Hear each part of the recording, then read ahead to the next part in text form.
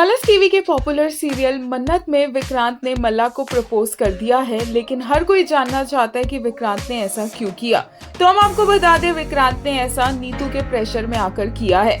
नीतू विक्रांत को एक बार फिर से ब्लैकमेल करती नजर आती है। विक्रांत काफी ज्यादा घबराया हुआ नीतू के पास आता है और नीतू से बोलता है कि क्या हुआ है, और नीतू बोलती है कि विक्रांत को मल्ला से शादी कर लेनी चाहिए। और विक्रांत बोलता है कि वो इस बारे में बोल भी कैसे सकती है, सोच भी कैसे सकती है। नीतू बोलती है कि मल्ला विक्रांत को बहुत पसंद करती है और ये सही होगा। और विक्रांत बोलते हैं कि नहीं, जब लास्ट टाइम ऐश्वर्या आंटी ने हमारी एंगेजमेंट अनाउंस की तो आपको पता है ना क्या हुआ था। और नीतू बोलती है कि अब वैसा नहीं होगा, क्योंकि अब विक्रांत और मल्ला अपनी मर्जी से ये डिसीजन लेंगे।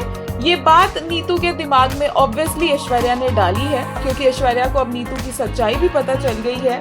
तो नीतू को उसकी बातें तो माननी होगी और इसीलिए वो विक्रांत को प्रेशराइज करती है, फिर से अपने हाथ की नस काटने की धमकी देती है। और विक्रांत बोलते हैं अपने पापा को कि समझाओ, और उसके पापा भी नीतू का साथ नहीं देते और बोलते हैं कि सेम धमकी वो कितनी बार देगी और कितनी बार अपने बेटे को इस तरह ब्लैकमेल करेगी या प्रेशराइज करेगी। रॉनी क्लियरली यहाँ पर बोल देता है कि विक्रांत शादी करेगा तो अपनी मर्जी से करेगा, वरना इस तरह प्रेशर में आकर तो बिल्कुल भी नहीं। और नीतू का साथ तो वो देता नहीं है। वो विक्रांत को भी आराम से बैठकर समझाता है कि अगर उसने मन्नत से शादी की तो वो अपनी माँ से दूर हो जाएगा, लेकिन अगर उसने मल्ला से शादी की तो वो मन्नत और अपने पापा दोनों से दूर हो जाएगा। ऐसे में विक्रांत ने फिलहाल के लिए यही सॉल्यूशन निकाला है कि वो मल्ला से एंगेजमेंट कर ले, चाहे फिर वो नकली नाटक ही क्यों ना हो, सबको शांत रखने का और मन्नत से उसके दिल की बात निकलवाने का। और यहीं पर उसने मन्नत के ऊपर जिम्मेदारी भी डाल दी है सारे वेडिंग फंक्शंस की।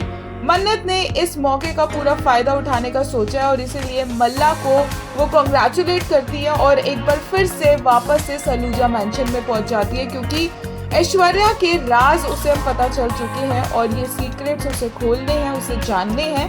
और ऐसे में उसे ऐश्वर्या के पास रहना होगा और इस शादी की तैयारियां करने से बेटर कोई और रास्ता नहीं था मन्नत के पास वापस उस घर में जाने का। और मल्ला भी इस बार मन्नत को मना नहीं कर पाई, हालांकि ऐश्वर्या काफी ज्यादा डरी हुई है कि कहीं मन्नत दोबारा से उसके पीछे ना पड़ जाए।